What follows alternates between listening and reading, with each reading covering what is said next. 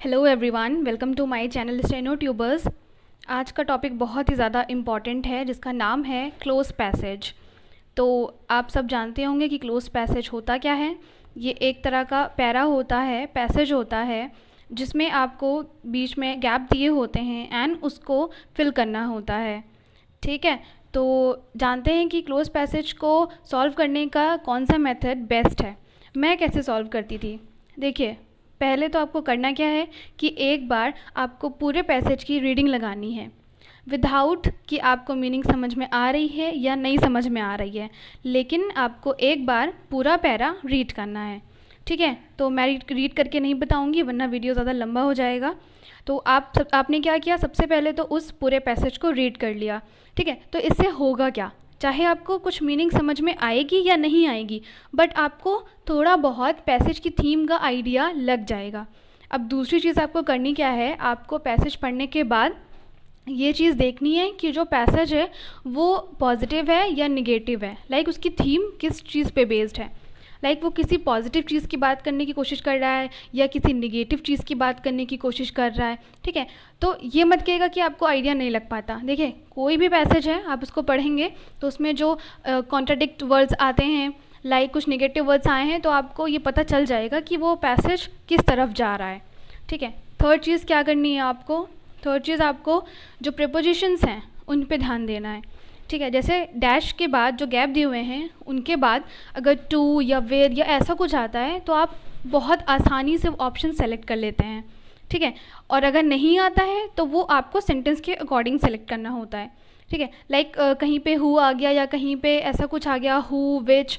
ठीक है, तो ये सब तो आपको पहले वाले से जोड़ देते हैं। ठीक है, एंटीसीडेंट्स जिनको बोलते हैं। तो डिले ना करते हुए मैं स्टार्ट करती हूँ। देखिए पहली लाइन मैं पहले एक बार रीड करके दिखाती हूँ आपको। It is essential to prepare for an interview. ठीक है, एक इंटरव्यू के लिए तैयारी करना बहुत ज़्यादा ज़रूरी है।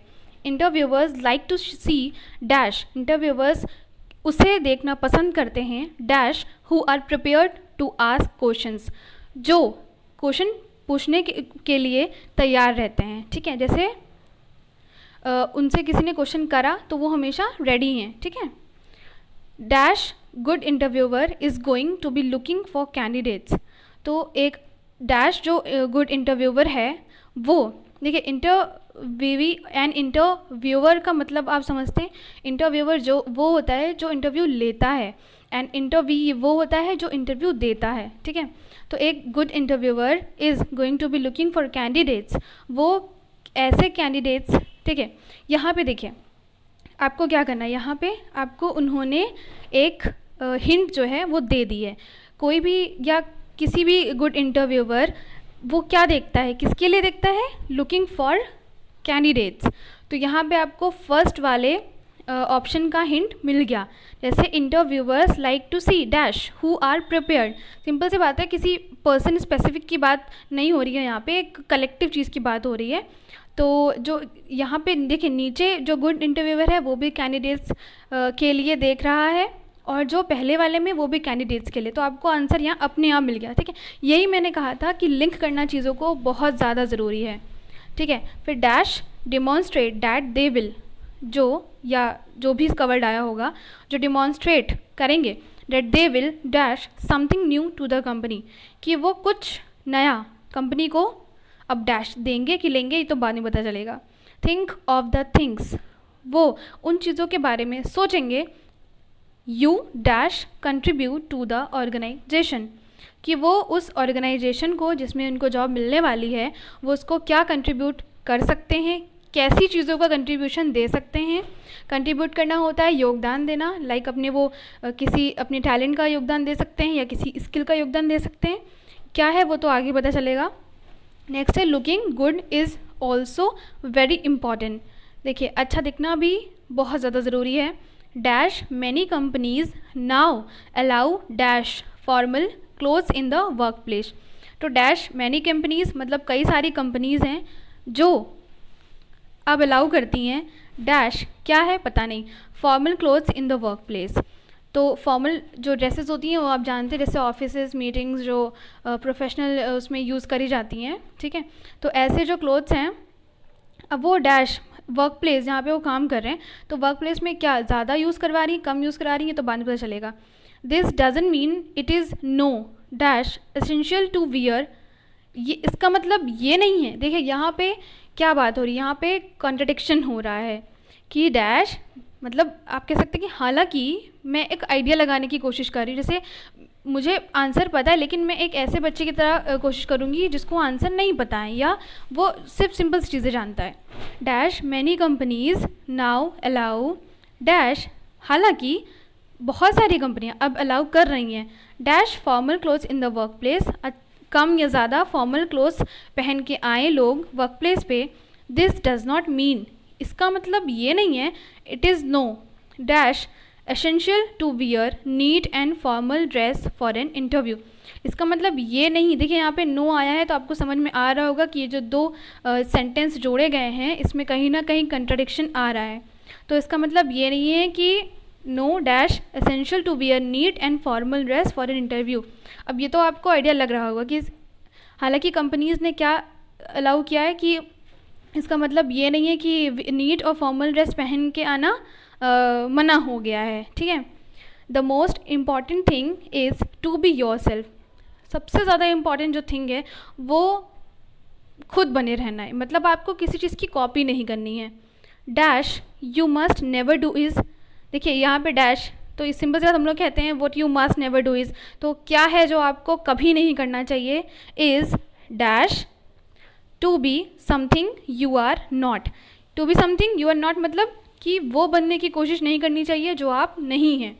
फिर in order to get the job, उस जॉब को पाने के लिए. ठीक है. ये कहने की कोशिश कर रहे हैं कि सबसे इम्पॉर्टेंट चीज़ ये है कि आपको वो बनने की कोशिश नहीं करनी चाहिए जो कि आप हैं नहीं, सिर्फ उस जॉब को पाने के लिए. जैसे कई लोग क्या करते हैं इंटरव्यू वगैरह में वो दिखते कुछ और हैं वो होते कुछ और हैं. ठीक है. तो ऐसे बनने की ज़रूरत नहीं है. अगर आप उस पर्टिकुलर चीज़ को फॉलो करते हैं तो बोलिए, नहीं करते हैं तो भी बोलिए, कुछ और मत बनिए. ठीक है. अब चलते हैं पहले, अभी देखते हैं कि इसकी थीम किस पे बेस है. तो आपको पढ़ के आइडिया लग गया होगा कि इसकी थीम समथिंग समथिंग पॉजिटिव ही आ रही है. इसमें कुछ ये नहीं कहा गया है कि मतलब थोड़ा निगेटिव भी है लास्ट में कि मतलब ऐसा नहीं है या तो थोड़ा मिक्स टाइप की है. ठीक है. लेकिन ज़्यादा ये पॉजिटिव है. तो चलते हैं पहले फिलअप की ओर. तो पहला फिलअप है हमारा it is essential to prepare for an interview. Interviewers like to see. देखिए पहला है इंडिविजुअल्स, पीपल, कैंडिडेट्स, मैन. तो जो इंटरव्यूअर्स होंगे वो सिंपल सी बात है लोगों को देखना तो पसंद नहीं करेंगे, मैन को भी नहीं ऑफ कोर्स देखेंगे. तो ऐसी जगह देखिए इंडिविजुअल्स भी हो सकता है. ठीक है. लेकिन आप खुद सोचिए कि इंटरव्यूअर्स जो होंगे वो मतलब जैसे आप यूज़ करते हैं एस्पिरेंट्स. ठीक है. कई कई जगह पे यूज़ होता है एसएससी एस्पिरेंट्स, तो इस तरह से यूज़ होगा यहाँ पे कैंडिडेट्स. एंड आप अगर इसे कोई बच्चा ये सोच भी सकता है कि यहाँ पे इंडिविजुअल्स क्यों नहीं यूज़ होगा, जैसे interviewers like to see individuals who are prepare to ask questions. ठीक है. देखिए यूज़ हो सकता था. लेकिन यहाँ पे फोर्थ लाइन पे आप देखिए, यहाँ पे फोर्थ लाइन पे आप देखिए कि good interviewer is going to be looking for candidates. वो ऑलरेडी आपको बता रहे हैं भाई कि कैंडिडेट्स यहाँ पे हैं, तो आप इंडिविजुअल्स क्यों मार्क करेंगे, आपको मार्क्स तो कम कराने नहीं है. तो यहाँ पे सिंपल एंड सीधा आंसर आपका हो जाएगा कैंडिडेट्स. क्लियर है. ठीक है. चलते हैं नेक्स्ट पे. तो देखिए नेक्स्ट हमारा है, देखिए क्वेश्चन तक ख़त्म हो गया. फिर यहाँ से देखिए सेकंड गैप से dash good interviewer is going to be looking for candidates. ठीक है. तो देखिए यहाँ पे 4 ऑप्शन है, आप खुद देखिए. कोई गुड इंटरव्यूअर है, all good interviewer is going to, मतलब ऑल तो यहाँ पे तब आता ना जब यहाँ पे आर आता, तो यहाँ पे आर तो आया नहीं, यानी कि ऑल गया ऐसे ही. नेक्स्ट है, चलिए इसको बाद में देखेंगे. फिर नेक्स्ट सम है, some good interviewer is going to be, तो ये भी कोई मतलब नहीं है. ठीक है. सम इंटरव्यूअर इज़ नहीं बन रहा. ठीक है. तो यहाँ पे भी वर्ब जो है इज़ आई है, सिंगुलर है. ठीक है. नेक्स्ट देखिए डैट. तो that good interviewer is going to be looking, तो हम किसी पर्टिकुलर इंटरव्यूअर को तो स्पेसिफाई कर नहीं रहे हैं कि यहाँ पे कि हाँ वो इंटरव्यूअर हैं वो ऐसे कैंडिडेट्स के लिए देख रहे हैं. नहीं, ऐसा कुछ नहीं है. देखिए यहाँ पे जो सबसे सुटेबल ऑप्शन है वो है any good interviewer is going to be looking for candidates, यानी कि कोई भी अच्छा इंटरव्यू लेने वाला इंसान इज़ गोइंग टू बी, वो ऐसे कैंडिडेट्स की तलाश में रहेगा। ठीक है, आगे क्या है नेक्स्ट देख, तो क्लियर हो गया होगा। नेक्स्ट देखते हैं, देखिए looking for candidates dash demonstrate that they will. ठीक है, अब देखें यहाँ पे, अब शुरू से देखें यहाँ पे, ठीक है, आपको ये तो कॉमन आइडिया लगता है कि यहाँ पे क्या होगा, लेकिन मैं बता देती हूँ। तो अगर आप हुज़ यहाँ पे देख रहे हैं, ठीक है, अगर आप हुज़ देख रहे हैं यहाँ पे, तो देखिए पढ़ के देखिए, any good interviewer is going to be looking for candidates whose demonstrate that they will, मतलब जिनका डिमॉन्स्ट्रेट, जैसे यहाँ पे हुज़ तब आता, हुज़ डिमॉन्स्ट्रेशन यहाँ पे अगर होता तब ये आ सकता था, लेकिन यहाँ पे नहीं आएगा, तो ये भी कट हो गया। नेक्स्ट हमारा है होम, तो candidates home demonstrate that they will, ये तो बिल्कुल नहीं आएगा, मतलब अजीब है आप। ठीक है, फिर नेक्स्ट है which, interviewer is going to be looking for candidates which demonstrate, तो विच ऑफकोर्स नॉन लिविंग के लिए यूज़ होता है, तो ये तो नहीं आएगा। तो हमारा वन एन ऑप्शन बचा हमारा प्यारा हु। तो एनी गुड इंटरव्यूअर, मैं यहाँ पे फिल कर देती हूँ, एनी, यहाँ पे ऊपर था कैंडिडेट्स, ठीक है, तो यहाँ पे हुआ हु डिमॉन्स्ट्रेट। ठीक है, जो कोई भी गुड इंटरव्यूअर उन कैंडिडेट्स की तलाश में रहता है, हु डिमॉन्स्ट्रेट, देखिए डिमॉन्स्ट्रेट्स यहाँ पे नहीं है क्योंकि ये हु के पहले वाले यानी कि कैंडिडेट्स के लिए वर्ब आई है, तो कैंडिडेट्स है प्लूरल, इसीलिए डिमॉन्स्ट्रेट यहाँ पे प्लूरल वर्ब आई है।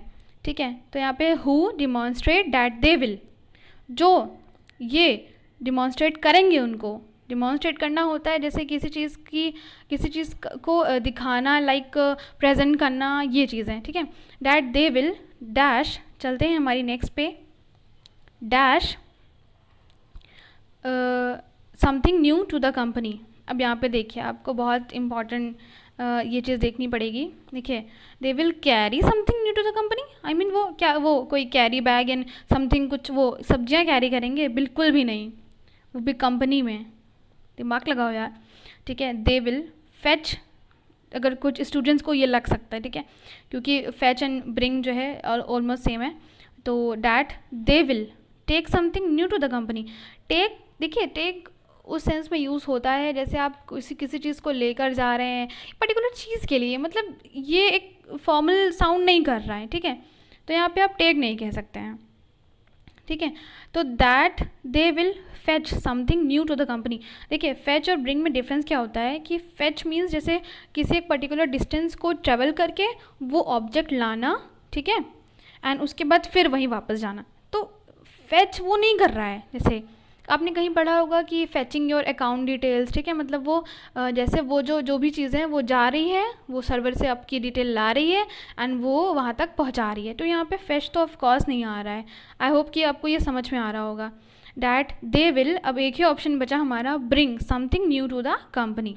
ठीक है, तो एक जो कोई भी गुड इंटरव्यूअर ऐसे कैंडिडेट्स की तलाश में रहता है जो ये डिमॉन्स्ट्रेट करें कि डैट दे विल, कि वो कोई नई चीज़ कंपनी के पास लेकर आएंगे, जैसे समथिंग न्यू, लाइक कि कोई अपना नया प्रेजेंटेशन, कोई आइडिया, कोई, देखिए प्राइवेट जॉब्स में यही होता है कि कोई उनकी न्यू आइडिया या उनका प्रेजेंटेशन वगैरह रहता है, तो वो ज़्यादा प्रमोशन के काबिल हो जाते हैं, इसलिए वो ब्रिंग समथिंग न्यू, मतलब वो कुछ नई चीज़ लेके आएंगे कंपनी के पास। Think of the things you dash, चलते हैं नेक्स्ट, तो ये ऑप्शन सही हुआ हमारा। नेक्स्ट है think of the things you dash contribute to the organisation, कि उस चीज़, मतलब उन चीज़ों के बारे में सोचें, you dash contribute to the organization. ठीक है, देखिए you need contribute to the organization, पहला ऑप्शन है नीड, तो यार मतलब देखिए यू नीड यहाँ पे होता तो think of the things you need to contribute to the organization. ठीक है, तो यहाँ पे ये तो पहले ही गलत हो गया। फिर हमारा है know, think of the things you know contribute to the organization, ये तो कोई मतलब मीनिंग ही नहीं निकल रही है। ठीक है, ये तो फिर ऐसे ही चला गया, एंड ऑट के साथ तो टू ही आता है, तो ये ऐसे ही गया। तो हमारा वन इन ऑप्शन बचा could, you could contribute to the organization, तो देखिए कुछ बच्चे सोच रहे होंगे कि कुड तो कैन का पास्ट फॉर्म है, ठीक है, तो ऐसा नहीं है, ठीक है, ये हम पढ़ते हैं मुझे पता है, लेकिन इसको हम मतलब हर चीज़ हर टेंस में यूज़ करते हैं। कुड और वुड जैसे कहते हैं यू वॉन्ट गेट दिस, तो ऐसा नहीं है, ठीक है, ये मतलब आप यूज़ करते हैं इसको। तो इसका रूल मैं आपको बाद में बताऊंगी। तो यहाँ पे आपका हो गया कुड, मतलब नंबर 5 का करेक्ट ऑप्शन है कुड। नेक्स्ट चलते हैं। नेक्स्ट हमारा है ऑप्शन क्वेश्चन नंबर 6। तो देखिए looking good is also very important, अच्छा दिखना बहुत ही ज़्यादा ज़रूरी है। Dash many companies now allow, देखिए मैंने यहाँ पे आपको जब मीनिंग बताई थी तो मैंने कहा था हालांकि, मतलब हालांकि मैनी कंपनीज नाउ अलाउ, या ऐसे कुछ मीनिंग निकल रहा है।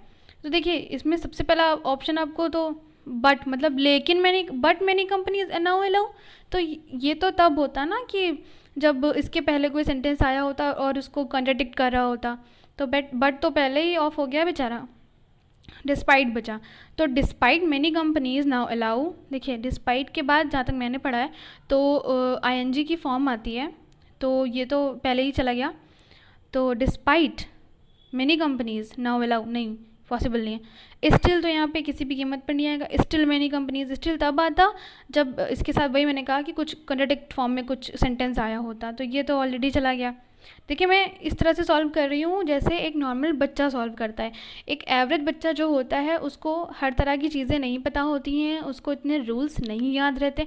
एंड ट्रस्ट मी, आप जब एग्ज़ाम हॉल में बैठते हैं तो आधे रूल तो आपके ऐप के ऊपर से ऐसे ही उड़ जाते हैं। तो ये चीज़ ध्यान रखिएगा कि आपको जो भी कुछ वहाँ करना है अपने इंटेलेक्चुअल से करना है, अपने माइंड से करना है। प्रेजेंस ऑफ माइंड बहुत ज़रूरी होता है, ठीक है। तो चलते हैं। Dash many companies now allow, तो सिंपल सा ऑप्शन बचा ऑल दो many companies now allow dash. Next चलते हैं। नेक्स्ट है हमारा ऑल दो many companies now allow dash formal clothes in the work place, this does not mean, मतलब देखिए यहाँ पे एक दूसरे को सेंटेंस एक दूसरे को काट रहे हैं, जैसे कह रहे हैं खारिज कर रहे हैं कि हालांकि कई सारी कंपनियों ने अब जो है अलाउ कर दिया है लेस फॉर्मल क्लोथ्स। देखिए आप ये समझ सकते हैं कि जो कंपनी में काम कर रहे हैं उनके लिए फॉर्मल क्लोथ्स तो बहुत पहले से ही चल रहे हैं ना। जैसे आपने देखा हो प्रोफेशनल, आप बोलते होंगे कि इसने तो कितना प्रोफेशनल कपड़े पहने हुए हैं, ठीक है। तो प्रोफेशनल इन सेंस कि जो कंपनी वगैरह में काम करते हैं, जो जैसे सेल्स ऑफिसर होते हैं या ऐसे कुछ होते हैं, तो उनकी ड्रेस आपने देखी होगी। तो देखिए मैनी कंपनीज यानी कि ये तो पहले से ही चल रहा है ना कि फॉर्मल ड्रेस होगी, तो वो बाद में उसको क्या बढ़ाएंगे तो है नहीं, सिंपल सी बात है, उसको कम ही करेंगे ना। क्योंकि बढ़ाने का क्या सेंस है कि बढ़ाते तो तब जब उसका यूज़ कम होता, वो तो ऑलरेडी चली आ रही है, ठीक है, तो उसको बढ़ाएंगे क्यों, ऑफ कोर्स नहीं बढ़ाएंगे। तो ऑल दो मैनी कंपनीज नाउ अलाउ लो फॉर्मल क्लोथ्स, तो ये तो बिल्कुल नहीं आएगा, कोई सेंस ही नहीं आ रहा। Now allow little formal clothes, क्या बात कर रहे हैं। फिर आता है लीस्ट तो ये लीस्ट आई थिंक कि ये काउंट के लिए यूज़ होता है, काउंटिंग के लिए, तो लीस्ट तो नहीं आएगा, ठीक है। मैं ऑल दो मैनी कंपनीज, मैंने आपसे कहा था यहाँ पे कम या ज़्यादा होगा, तो यहाँ पे दो ही वर्ड आ सकते हैं, लेस या फिर मोर, ठीक है। Many companies now allow less formal clothes in the work place, हालांकि कई कंपनियां अभी भी अब जो हैं वो फॉर्मल क्लोथ्स कम अलाउ करती हैं, मतलब आप जिसमें उसमें चले जाइए, कोई फ़र्क नहीं पड़ता। नेक्स्ट चलते हैं। नेक्स्ट है हमारा this does not mean that, sorry this does not mean it is no, इसका मतलब ये नहीं है कि इट इज़ नो नीड, ठीक है, नो नीड ऑफ, अगर यहाँ पे आता तो नो नीड ऑफ वियरिंग या no need to wear need, ठीक है, तो यहाँ पे तो ये पहले ही चला जाएगा, ठीक है। नो मोर एसेंशियल, ठीक है, हाँ कुछ बच्चे इसको सोच सकते हैं, तो नो फर्दर एसेंशियल, मतलब कुछ तो आपको अपना दिमाग लगाना ही पड़ेगा, ये तो बिल्कुल नहीं। तो दो ऑप्शन हमारे बचते हैं, एक बचता है लॉन्गर, एक बचता है मोर। तो आपने सुना होगा कि he is no more and फलाना फलाना, मतलब ऐसे होता है कि वो नहीं है। नो मोर इस सेंस में भी यूज़ होता है कि जैसे देखिए नो लॉन्गर का सेंस ये होता है कि अब और नहीं है, मतलब this does not mean it is no longer essential, इसका मतलब ये नहीं है कि ये ज़रूरत नहीं रह गई है, अब और ये ज़रूरत नहीं रह गई कि नीट यानी कि साफ़ एंड फॉर्मल ड्रेस एक इंटरव्यू के लिए पहनना चाहिए, ठीक है। तो यहाँ पे no more essential to wear neat and formal dress, जब आप इसको पढ़ेंगे तो आप खुद ब खुद इसे सही नहीं मान सकते. This does not mean it is no more essential. ठीक है, तो यहाँ पे मोर का सेंस ही नहीं आ रहा. No more and no longer में डिफरेंस मैं आपको डिटेल में समझाऊंगी. तो इसमें आपको क्या करना है, इट इज़ नो लॉन्गर. ऐसे कहते हैं कि कोई भी चीज़ होती है तो वो पुरानी हो जाती है, it is no longer in use, ऐसे बोलते हैं. ठीक है, तो यहाँ पे लॉन्गर होगा करेक्ट ऑप्शन. चलते हैं हमारी नेक्स्ट स्लाइड पे. तो नेक्स्ट क्वेश्चन है 9. The most important thing is to be yourself. ठीक है, dash you must never do is. तो क्या आपको कभी, देखिए कैसे आपको कभी नहीं करना चाहिए, ये तो बिल्कुल भी नहीं हो सकता. हाउ नहीं होगा. Why you must never do is तो नहीं पॉसिबल. ये कह सकते कि क्यों आपको ये नहीं करना चाहिए, तो यहाँ पे वो सेंस नहीं आ रहा. That you must never do is मतलब सेंटेंस इसके पहले कोई है नहीं, इसको ऐड नहीं कर रहा है, तो डैट भी नहीं आएगा. ठीक है, हाउ पॉसिबल ही नहीं है. तो यहाँ पे आएगा वॉट. तो what you must never do is, क्या है जो आपको कभी नहीं करना चाहिए. नेक्स्ट चलते हैं. तो क्या है आपको ये कभी नहीं करना चाहिए, is dash to be something you are not. मतलब ये कहने की कोशिश कर रहा है कि क्या है जो आपको नहीं करना चाहिए. इज़ मतलब क्या, is like to be something you are not, मतलब लाइक जैसा होना नहीं. ठीक है, तो have, do, you must, what you must never do is have to be something. To have is have to be something, मतलब नहीं, ये बन ही नहीं सकता. ठीक है, तो देखिए वॉन्ट का देखते हैं. What you must never do is want to be something. Simple सी बात है, जो कुछ बनना नहीं, जो आप बन रहे हैं, जो आपको नहीं करना चाहिए, तो वो आप चाह के तो करेंगे नहीं, कोई ऐसी मजबूरी होगी तो ये आप करते हैं, तो वॉन्ट भी यहाँ पे नहीं आएगा. तो देखिए कुछ बच्चों को कन्फ्यूज़न हो सकती है लाइक एंड ट्राई में, तो मैं क्लियर कर दूँ. What you must never do is like to be something. Like to be something, देखिए यू आर नॉट, उस जैसा बनना नहीं, आप उस जैसा बनने की कोशिश करते हैं, क्योंकि आप एग्जैक्टली लाइक तो तब आएगा ना जब आप एग्जैक्टली उस तरह बनेंगे. तो आप उस चीज़ जैसा बनने की, जैसे मान लीजिए कोई एक पर्सन है, वो उसको गुस्सा बहुत आती है. ठीक है, तो वो कोई इंटरव्यू देने गया, तो वो वहाँ पे बहुत ही पोलाइट एंड बहुत ही काइंड बन रहा है, तो वो क्या कर रहा है, बनने की कोशिश कर रहा है. ठीक है, तो यहाँ पे आपका ट्राई ऑप्शन सही होगा. तो what you must never do is try to be something you are not in order to get the job. तो उम्मीद करती हूँ कि आपको ये क्लोज पैसेज क्लियर हो गया होगा. कोई डाउट या कुछ भी रह गया हो तो प्लीज़ कमेंट करके बताएं. एंड मैं डेली इसको करने की कोशिश करूँगी. मेरी कोशिश यही रहेगी कि मैं आपको close passages and unseen passage पे ज़्यादा फोकस करा सकूँ, क्योंकि वो ही ज़्यादा इम्पॉर्टेंट रहते हैं, वो ही मेजर पार्ट कवर करते हैं इंग्लिश सेक्शन का. तो अगर आपको ये मेरा कंटेंट, मेरी मेहनत अच्छी लग रही है, तो please subscribe to my channel, like करिए एंड शेयर करिए उन बच्चों को भी जिनको इसकी ज़रूरत है. मैंने इसीलिए लॉकडाउन में ये चैनल शुरू किया था कि उन बच्चों तक हेल्प पहुंच सके जो इस टाइम कोचिंग नहीं ज्वाइन कर पा रहे हैं, या जो वाकई में पढ़ना चाहते हैं, जो तैयारी करना चाहते हैं. ठीक है, ओके फिर गाइस, थैंक्स फॉर वॉचिंग.